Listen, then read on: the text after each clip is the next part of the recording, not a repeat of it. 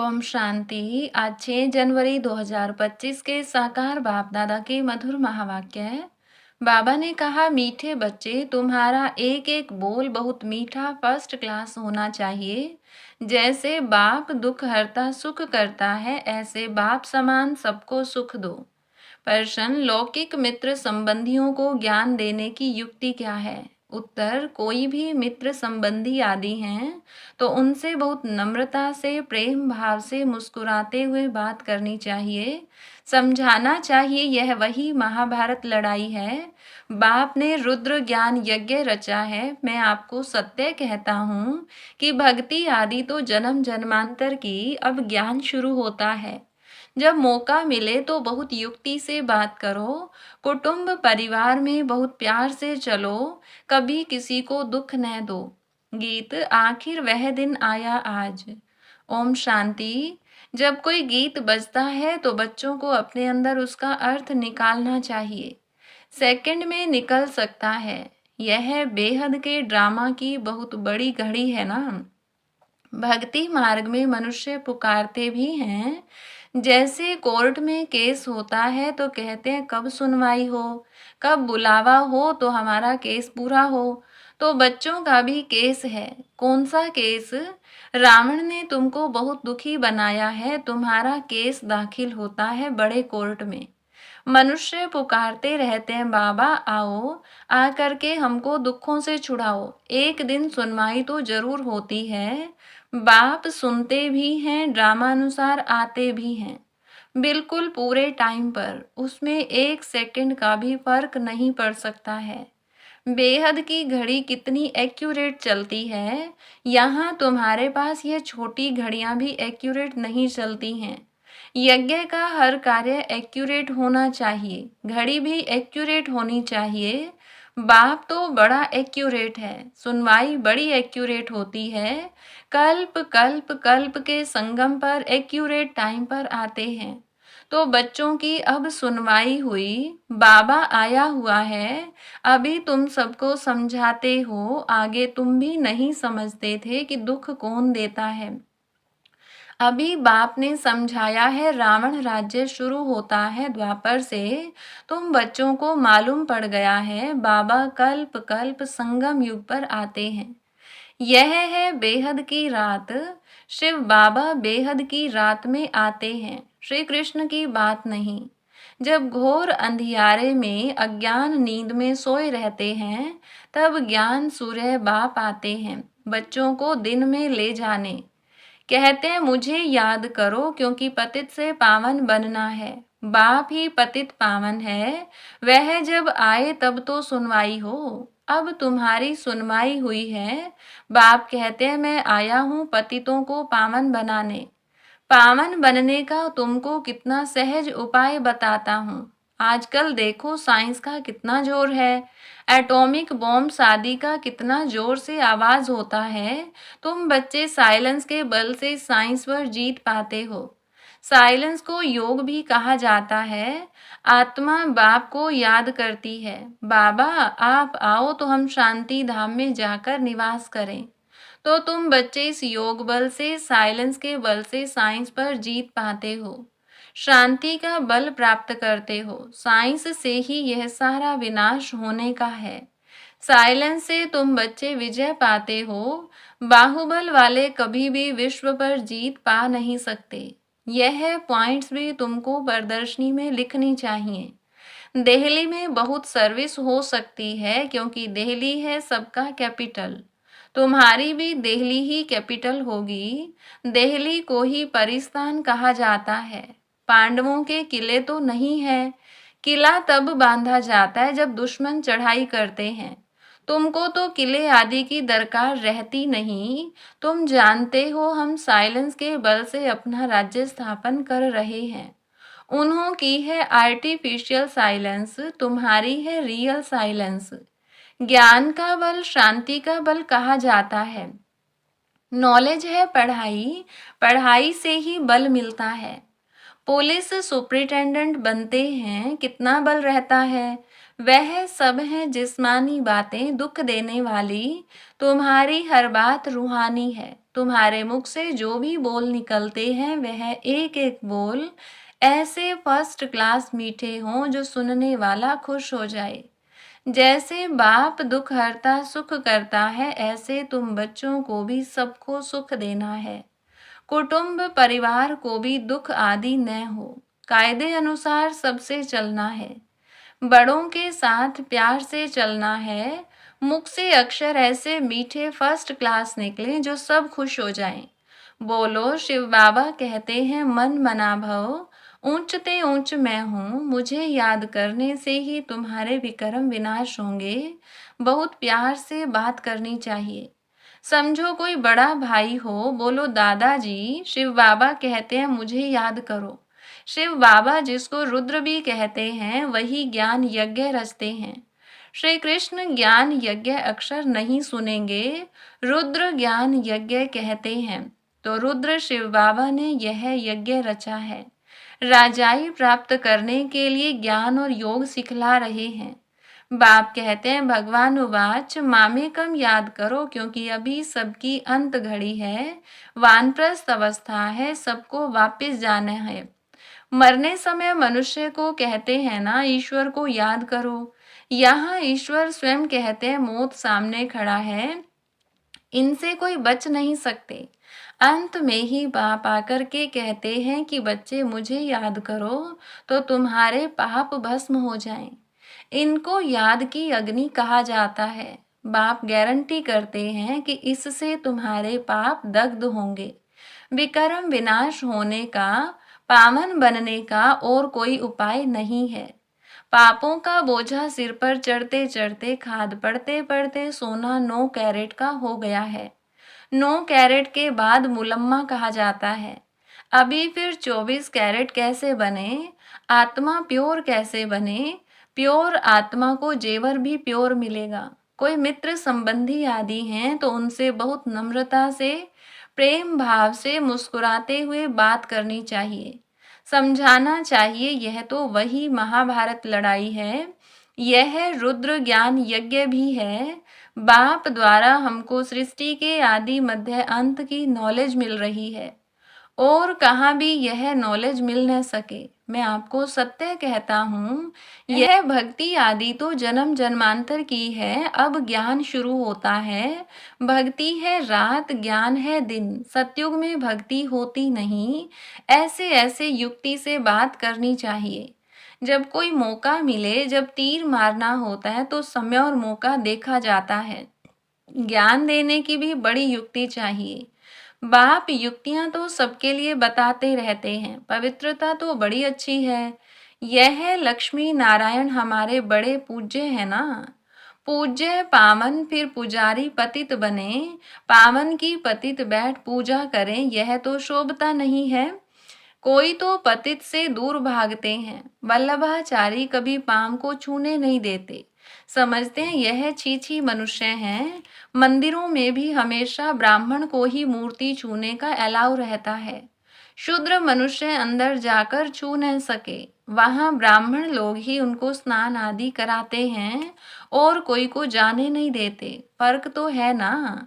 अब वे तो हैं कुख वंशावली ब्राह्मण, तुम हो मुख वंशावली सच्चे ब्राह्मण। तुम उन ब्राह्मणों को अच्छा समझा सकते हो कि ब्राह्मण 2 प्रकार के होते हैं। एक तो है प्रजापिता ब्रह्मा के मुख वंशावली, दूसरे हैं कुख वंशावली। ब्रह्मा के मुख वंशावली ब्राह्मण हैं ऊंचते ऊंच चोटी। यज्ञ रचते हैं तो भी ब्राह्मणों को मुकर्रर किया जाता है। यह फिर है ज्ञान यज्ञ। ब्राह्मणों को ज्ञान मिलता है जो फिर देवता बनते हो। वर्ण भी समझाए गए हैं। जो सर्विसेबल बच्चे होंगे उन्हें सर्विस का सदैव शौक रहेगा। कहाँ प्रदर्शनी होगी तो झट सर्विस पर भागेंगे। हम जाकर ऐसी ऐसी पॉइंट्स समझाएं। प्रदर्शनी में तो प्रजा बनने का विहंग मार्ग है। आपे ही ढेर के ढेर आ जाते हैं, तो समझाने वाले भी अच्छे होने चाहिए। अगर कोई ने पूरा नहीं समझाया तो कहेंगे बीके के पास यही ज्ञान है। डिससर्विस हो जाती है। प्रदर्शनी में एक ऐसा चुस्त हो जो समझाने वाले गाइड्स को देखता रहे। कोई बड़ा आदमी है तो उनको समझाने वाला भी ऐसा अच्छा देना चाहिए। कम समझाने वालों को हटा देना चाहिए। सुपरवाइज करने पर एक अच्छा होना चाहिए। तुमको तो महात्माओं को भी बुलाना है। तुम सिर्फ बतलाते हो कि बाबा ऐसे कहते हैं, वह उच्च ते उच्च भगवान है, वही रचयिता बाप है, बाकी सब है उनकी रचना। वर्षा बाप से मिलेगा, भाई भाई को वर्षा क्या देगा? कोई भी सुख धाम का वर्षा दे न सके, वर्षा देते ही है बाप। सर्व का सद्गति करने वाला एक ही बाप है, उनको याद करना है। बाप खुद आकर गोल्डन एज बनाते हैं। ब्रह्मा तन से स्वर्ग स्थापन करते हैं। शिव जयंती मनाते भी हैं, परंतु वह क्या करते हैं यह सब मनुष्य भूल गए हैं। शिव बाबा ही आकर राजयोग सिखलाए वर्षा देते हैं। 5000 वर्ष पहले भारत स्वर्ग था, लाखों वर्ष की तो बात ही नहीं है। तिथि तारीख सब है, इनको कोई खंडन कर न सके। नई दुनिया और पुरानी दुनिया आधा आधा चाहिए। वह सतयुगी आयु लाखों वर्ष कह देते तो कोई हिसाब हो नहीं सकता। स्वास्तिका में भी पूरे 4 भाग हैं। 1250 वर्ष हर युग में बांटे हुए हैं। हिसाब किया जाता है ना। वो लोग हिसाब तो कुछ भी जानते नहीं, इसीलिए कौड़ी तुल्य कहा जाता है। अब बाप हीरे तुल्य बनाते हैं। सब पतित हैं, भगवान को याद करते हैं। उन्हों को भगवान आकर ज्ञान से गुलगुल बनाते हैं। तुम बच्चों को ज्ञान रत्नों से सजाते रहते हो, फिर देखो तुम क्या बनते हो। तुम्हारी एम ऑब्जेक्ट क्या है? भारत कितना सिरताज था, सब भूल गए हैं। मुसलमानों आदि ने भी कितना सोमनाथ मंदिर से लूटकर मस्जिदों आदि में हीरे आदि जाकर लगाए हैं, अभी उनकी तो कोई वैल्यू भी कर नहीं सकते। इतनी बड़ी बड़ी मणियां राजाओं के ताज में रहती थी, कोई तो करोड़ की, कोई 5 करोड़ की। आजकल तो सब इमिटेशन निकल पड़ी है। इस दुनिया में सब है आर्टिफिशियल, पाई का सुख, बाकी है दुख। इसलिए सन्यासी भी कहते हैं काग विष्ठा समान सुख है। इसीलिए वह घर बार छोड़ते हैं, परंतु अब तो वह भी तमो प्रधान हो पड़े हैं। शहर के अंदर घुस पड़े हैं, परंतु अब किसको सुनाएं? राजा रानी तो है नहीं, कोई भी मानेगा नहीं, कहेंगे सबकी अपनी अपनी मत है, जो चाहे सो करे। संकल्प की सृष्टि है। अब तुम बच्चों को बाप गुप्त रीति पुरुषार्थ कराते रहते हैं, तुम कितना सुख भोगते हो। दूसरे धर्म भी पिछाड़ी में जब वृद्धि को पाते हैं, तब लड़ाइयाँ आदि खिटखिट होती हैं। पौना समय तो सुख में रहते हो, इसीलिए बाप कहते हैं तुम्हारा देवी देवता धर्म बहुत सुख देने वाला है। हम तुमको विश्व का मालिक बनाते हैं और धर्म स्थापक कोई राजाई नहीं स्थापन करते हैं। वह सदगति नहीं करते, आते हैं सिर्फ अपना धर्म स्थापन करने। वह भी जब अंत में तमो प्रधान बन जाते हैं तो फिर बाप को आना पड़ता है सतो प्रधान बनाने। तुम्हारे पास सैकड़ों मनुष्य आते हैं, परंतु कुछ भी समझते नहीं। बाबा को लिखते हैं फलाना बहुत अच्छा समझ रहा है, बहुत अच्छा है। बाबा कहते हैं कुछ भी समझा नहीं है। अगर समझ जाए बाबा आया हुआ है, विश्व का मालिक बना रहे हैं, बस उसी समय मस्ती चढ़ जाए, फौरन टिकट लेकर यह भागे। परंतु ब्राह्मणी की चिट्ठी तो जरूर लानी पड़े बाप से मिलने लिए। बाप को पहचान जाए तो मिलने बिगर रह न सके, एकदम नशा चढ़ जाए। जिन्हें नशा चढ़ा हुआ होगा उन्हें अंदर में बहुत खुशी रहेगी। उनकी बुद्धि मित्र संबंधियों में भटकेगी नहीं, परंतु बहुतों की भटकती रहती है। ग्रस्त व्यवहार में रहते कमल फूल समान पवित्र बनना है और बाप की याद में रहना है बहुत सहज। जितना हो सके बाप को याद करते रहो। जैसे ऑफिस से छुट्टी लेते हैं, वैसे धंधे से छुट्टी पाकर 1-2 दिन याद की यात्रा में बैठ जाओ। घड़ी घड़ी याद में बैठने के लिए अच्छा सारा दिन व्रत रख लेता हूँ। बाप को याद करने का कितना जमा हो जाएगा, विकर्म भी विनाश होंगे। बाप की याद से ही सतो प्रधान बनना है, सारा दिन पूरा योग तो किसका लग भी न सके। माया विघ्न जरूर डालती है, फिर भी पुरुषार्थ करते करते विजय पा लेंगे। बस आज का सारा दिन बगीचे में बैठ बाप को याद करता हूँ, खाने पर भी बस याद में बैठ जाता हूँ। यह है मेहनत, हमको पावन जरूर बनना है, मेहनत करनी है, औरों को भी रास्ता बताना है। बैज तो बहुत अच्छी चीज है, रास्ते में आपस में भी बात करते रहेंगे तो बहुत आकर सुनेंगे। बाप कहते हैं मुझे याद करो, बस मैसेज मिल गया तो हम रिस्पॉन्सिबिलिटी से छूट गए।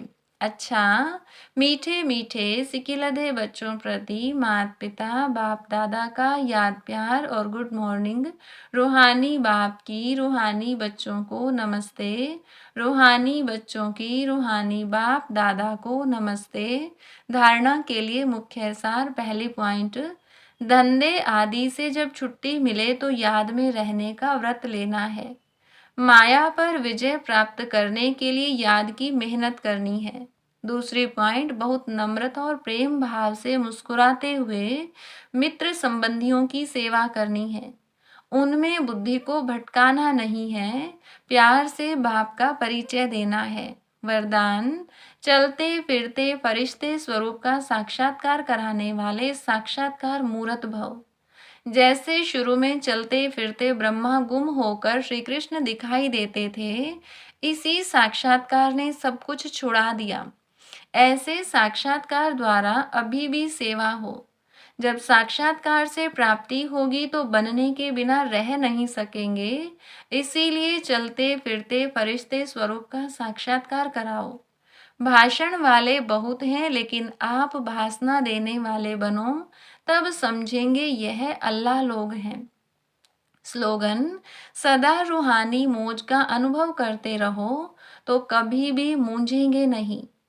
मनसा सेवा के लिए आज की पॉइंट है, अब अपने दिल की शुभ भावनाएं अन्य आत्माओं तक पहुंचाओ। साइलेंस की शक्ति को प्रत्यक्ष करो। हर एक ब्राह्मण बच्चे में यह साइलेंस की शक्ति है। सिर्फ इस शक्ति को मन से तन से इमर्ज करो। 1 सेकंड में मन के संकल्पों को एकाग्र कर लो तो वायुमंडल में साइलेंस की शक्ति के परकंपन स्वतः फैलते रहेंगे। अच्छा, ओम शांति।